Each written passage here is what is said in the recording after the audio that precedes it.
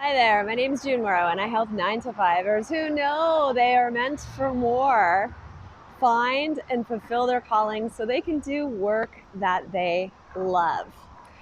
So today I want to talk to you about a little something called the paradox of choice. And if you're stuck trying to figure out what your next direction is going to be, if you're like, I've got so many ideas, and what if there's something better than the ideas that I have right now? What else can I do?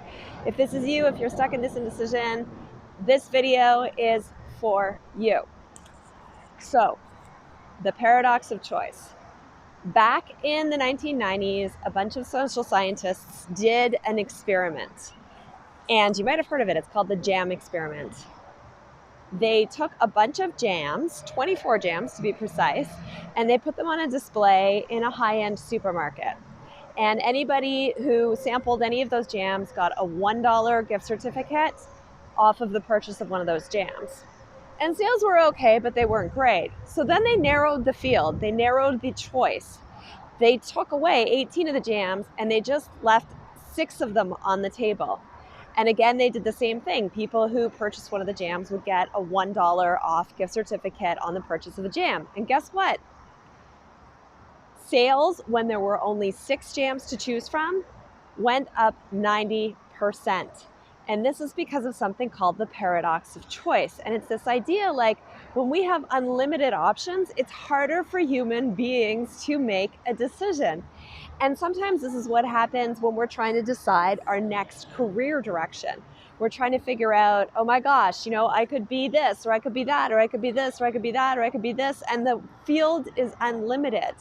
And when the field is unlimited in the world that we live in today, you're never going to get to a limit. You're never going to get down to one thing because there are so many things that you could potentially do. So if you are suffering from this idea, the paradox of choice, the I could do anything idea, I want you to stop thinking I could do anything and start thinking, what do you want to do? Not what could you do, but what do you want to do? What ideas have been circulating in your head already? Because chances are there's probably a short list of 5 or 6 of them, maybe even fewer, that have been going around in your head. I could do this, I could do that, I could do this, I could do that. I want to do this, I want to do that. So take those ideas and write them down on paper. Make a list, look at them, and then just play with those ideas. Play within those ideas. If I combined 2 or 3 of these ideas, what would it look like? If I had to take out the essence of these ideas, what would that look like? Stop looking big, start looking small. This is something that happens in dating as well. People think, that's why we swipe, because we think there's unlimited choice. But no, you know what the truth is? Like, not all those people are going to make you happy. They're not actually a choice for you. None of those people are going to want you. So you have to get into action. You have to stop thinking about what it is that you want to do, thinking about what it is that you could do, get it down on paper, and start experimenting with some of those options, seeing what they look like when you put them into practice.